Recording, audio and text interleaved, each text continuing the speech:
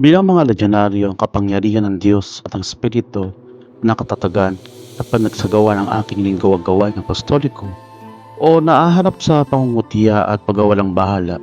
Kumikilos ba ako tulad ng isang Saduceo na nag-aalala lamang tungkol sa mga temporal na kaginhawaan at paggalang ng tao o gumagawa ba ako ng may lubos na pananalig na ang bawat kaluluwang makakatagpo ko ay nakalaan para sa walang hanggang muling pagkabuhay?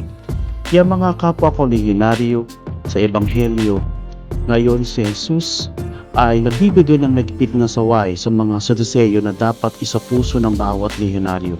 Hindi ba ito ang dahilan kung bakit kayo nagkamali na hindi ninyo naunawaan ang kasulatan o ang kapangyarihan ng Diyos?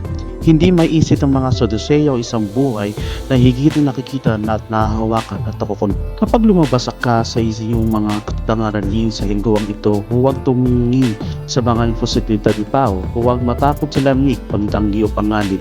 Tingnan ang bawat tao sa pamamagitan ng lente ng kawalang hanggan. Dalhin sa kanila ang mga katotohanan ng banal na kasulatan at ang pag-asa ng pagkabuhay sa magmuli. Pati nga si Mama Mary ay nilalakad sa tabi mo na ginagawang tagumpay ang iyong maliit na sakripisyo para sa kanyang naway malinaw na ang lahat ng mga kapwa ko mambabasa at kapwa lehiyonario na ang Ebanghelyo ng Marcos na pinagbulaanan ni Jesus ng mga Saduceo, ipinahayag ng Diyos na ang Diyos ang buhay, hindi ng mga patay. Koneksyon ng liturhiya ng okasyon para sa memorya ni St. Charles Lewanga at Companions Martyrs.